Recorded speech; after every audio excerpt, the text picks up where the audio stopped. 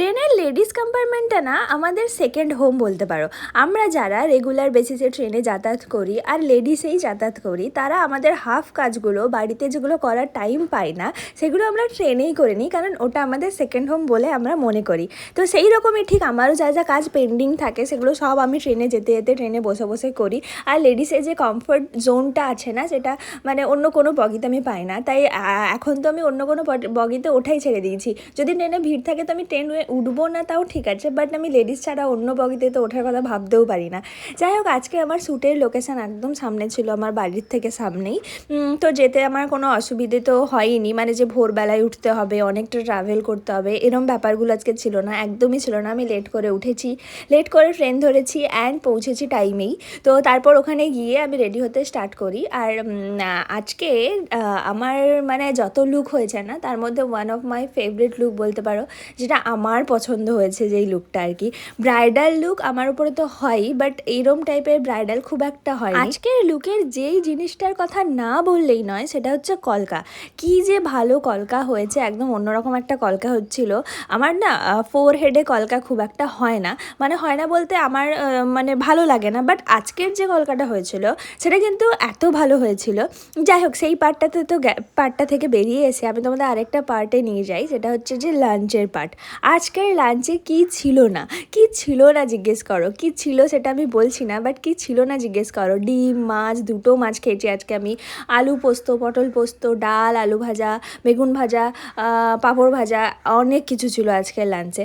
তো একদম মানে বেশি খাওয়া হয়ে যায় বলে না, সেই ব্যাপারটা হয়ে গেছিলো। আজকে আমি বেশিই খেয়ে ফেলেছিলাম আর কি। তো তারপর আবার বসলাম, আর দেখো বাইরে না মেঘ বৃষ্টি শুরু হয়ে গেছে, মানে একদম দুপুরবেলা থেকেই একদম ঝড়। আজকে যা গরম ছিল না, তা আমরা চাইছিলামও কি যে একটু বৃষ্টি হোক, ওয়েদারটা একটু ঠান্ডা হোক। তো তার কথা মতন হয়ে গেছে যে বাইরে এত বৃষ্টি হচ্ছে, তো তাদের সমস্যাও সৃষ্টি হয়েছিল। কী সমস্যা সেই ব্যাপারে আসছি। আর এখানে দেখো আমার কলকাটা কমপ্লিট হয়ে গেছে। তোমরাই বলো যে কলকাটা কেমন হয়েছে। আমার না অনেক ভালো লেগেছে কলকাটা। আর এবার আছি আজকের প্রবলেমের ব্যাপারটা। দেখো বাইরে বৃষ্টি হচ্ছে, তো আমরা তো রেডি হতেই আছি। কারেন্ট চলে গেছিলো ঠিকই, বাট আমাদের যেহেতু ইনভার্টার ছিল তো আমাদের কোনো অসুবিধা হয়নি। আমার রেডি হচ্ছিলাম, রেডি হয়েও গেছি কমপ্লিট। কিন্তু ব্যাপারটা হচ্ছে বৃষ্টির জন্য আমাদের ফটোগ্রাফার দাদা আসতে পারেনি, রাস্তায় কোথাও আটকে গেছে, কারণ ভীষণ বৃষ্টি হচ্ছিলো, ভীষণ। তো সেই কারণে আমাদের টাইমিংয়ের প্রবলেম একটু হয়ে গেছে। আমরা রেডি তো হয়েছি, ধীরে ধীরে করেই রেডি হয়েছি, কারণ বাইরে বৃষ্টি হচ্ছিলো, আসতে দেরি হবে, তাই আমরা ধীরে ধীরে করে রেডি হয়েও, রেডি হওয়ার পর 1 ঘন্টা ওয়েট করেছি, তখনও আসতে পারেনি। একদম সন্ধে হয়ে গেছিলো, আমরা তো রেডি হয়ে গেছি একদম বিকেল, বাট আমাদের ওয়েট করতে হয়েছে একদম সেই সন্ধে পর্যন্ত। তারপর দাদারা এসে ব্যাকগ্রাউন্ড রেডি করে তারপর আমাদের শ্যুট হয়েছে, তাই জন্য আমাদের একটু লেট হয়ে গেছিলো। বাট এখানে আমাদের কারোরই কিছু করার নেই, না আমার কিছু করার আছে, না দাদাদের কিছু করার আছে, না আমার মেকআপ আর্টিস্ট দিদির কিছু করার আছে। তো সেই তো ব্যাপারটা ছেড়ে দিলাম। তারপরে দেখো, এই যে আমি একটা রেড অ্যান্ড হোয়াইটের কম্বিনেশনে শাড়ি পরেছি। আজকের লুকটার আরও বেশি সুন্দর লাগছে আমার মনে হয় এই রেড অ্যান্ড হোয়াইট শাড়িটার জন্য। আজকের কলকাটা এত সুন্দর হয়েছিল, পুরো ব্যাপারটা এত সুন্দর হয়েছে, হেয়ারস্টাইল এত সুন্দর হয়েছে, সব কিছু এত সুন্দর হয়েছে, তার সাথে এই রেড অ্যান্ড হোয়াইট শাড়িটাই না বেস্ট কমপ্লিমেন্ট করছিল। তো তার জন্য আমার কী যে ভাল লাগছিলো আজকের লুকটা। তোমরা জানো তোমাদের কেমন লাগছে লুকটা। আমার কিন্তু বেশ ভালো লেগেছে আজকের লুকটা। আজকের আই মেকআপটাও একদম অন্যরকম হয়েছিল। আমার ওপরে এই রকম টাইপের লুক এর আগে হয়নি, কিন্তু তাই আমি ভীষণ এক্সাইটেড ছিলাম আর ভীষণ ভালো লাগছিলো আমার। তারপর আর একটা জিনিস যেটা আমি তোমাদেরকে বলতেই হবে আর কি, যেটা তোমাদেরকে, সেটা হচ্ছে যে আমার হাতে এই ময়ূরের পালক দিয়ে একটা কলকা টাইপের হয়েছিল, এই ব্যাপারটা হয়েছিল। কী যে সুন্দর এটা লাগছিল, আমি তো সারাদিন এটাই দেখছিলাম। এটা হওয়ার পর থেকে না আমার মুখের থেকে আমার চোখ চলে গেছিলো আমার হাতে, আমি হাতই দেখছিলাম, আমার কি ভাল লাগছিল হাত দেখতে। তারপর কী হয়েছে বলো তো, আমি তো রেডি হয়ে গেছি, রেডি হয়ে বসেই আছি, তো দাদারা আসছে না। কী করবো, একটু ভিডিও বানাচ্ছি, ছবি তুলছি, সবই তো হয়ে গেল, কিন্তু তাও আসছে না। বসে আছি বোর হচ্ছি।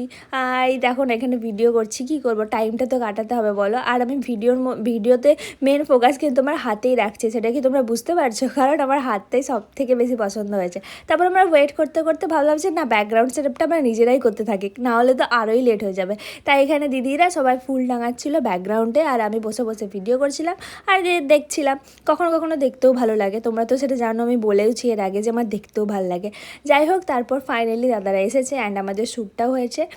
আর এই যে এখানে আমরা চেঞ্জ করছি। আমার আজকের লুকটা এত সুন্দর হয়েছিল না, আমার খুলতেও মনে হচ্ছিল যে না খুলবো এত তাড়াতাড়ি, একটু পরে তো চেঞ্জ করলেও হতো, বাট না, আমার মাথার পেছনে না এরকম একটা কাঁটা টাইপের ছিল সোলার। আমি না সেটা খোলার সময় জানতে পেরেছি, এতক্ষণ আমি জানতে পারিনি যে আমার মাথার চুলের পেছনে এত সুন্দর একটা কাঁটা টাইপের আছে, যেটা খোলার টাইমে আমি দেখতে পেয়েছি। তো ওকে, আমার হচ্ছে খোলা ডান হয়ে গেছে। হ্যাঁ, এখন আমি বাড়ি যাব বলে বেরিয়েছি, আর বাড়ি যাব বলে বেরোতেও দেখি বাইরে বৃষ্টি শুরু হয়ে গেছে। কিন্তু বৃষ্টির জন্য তো আমি থেমে থাকতে পারি না, কারণ আমার জন্য ট্রেন থেমে থাকবে না। তো সেই কারণে বৃষ্টি হোক ঝড় হোক আমি তারই মধ্যে বেরিয়ে যাই। তো ওকে, আজকের ভিডিওটা এতটাই, টাটা।